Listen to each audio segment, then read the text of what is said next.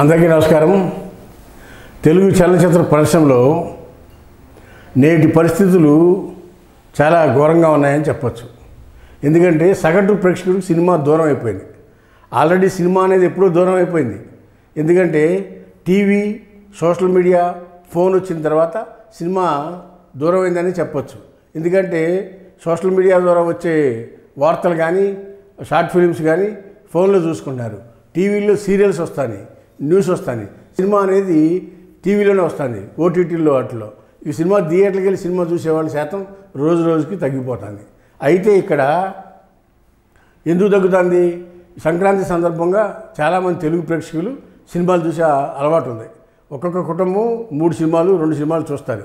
ఇవాళ సినిమాకి వెళ్ళాలంటే నలుగురు కుటుంబ సభ్యులు సినిమాకి వెళ్ళాలంటే 3,000 రూపాయలు కావాలి. టికెట్ రేట్ 500 రూపాయలు. నలుగురు వెళ్తే 4-5 2,000 రూపాయలు. అక్కడికి వెళ్ళినాక తినుబండారాన్ని ఉన్నది పాప్కార్న్ తింటే పాప్కార్న్ మీద 18% GSTతో అదే ఒక్కొక్కటి 400 రూపాయలు ఉంది. ఇలా సినిమాకి వెళ్ళాలంటే 3,000 రూపాయలు ఒక్కొక్క ఫ్యామిలీ నలుగురు సినిమాకి వెళ్తే ఆ పరిస్థితి ఉంది. ఇవాళ ఎక్కువ బడ్జెట్ పెట్టి తీసాము, ఎక్కువ రేట్లు పెంచుకుంటే అవకాశాలు ఇచ్చానన్నారు. గతంలో కూడా ఎన్టీ రామారావు గారు దానవీర సూరకర్ణ, కురుక్షేత్రం, సింహాసనం లాంటి చిత్రాలు ఎక్కువ బడ్జెట్తో నిర్మించారు. ఆ రోజు వాళ్ళేమి స్పెషల్ రేట్లు కావాలి, ఎక్కువ రేట్లు పెంచమనేమి ముఖ్యమంత్రి దగ్గరికి వెళ్ళలేదు.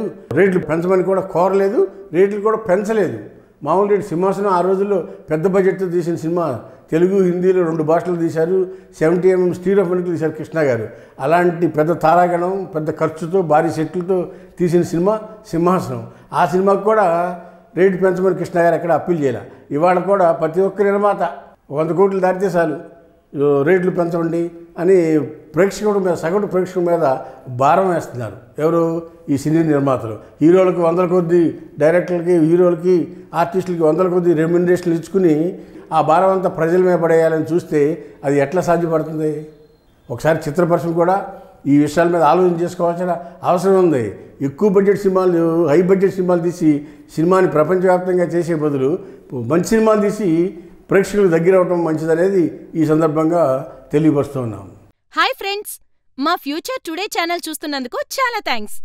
మరిన్ని లేటెస్ట్ వీడియోస్ కోసం వెంటనే సబ్స్క్రైబ్ చేయండి. అలాగే ఈ బెల్ ని కూడా రింగ్ చేసేయండి. మా లేటెస్ట్ వీడియోస్ నోటిఫికేషన్స్ అన్నీ మీ మొబైల్లో వస్తాయి. మా వీడియోస్ మీకు నచ్చితే లైక్ చేయండి, షేర్ చేయండి. నచ్చకపోతే కామెంట్ చేయండి.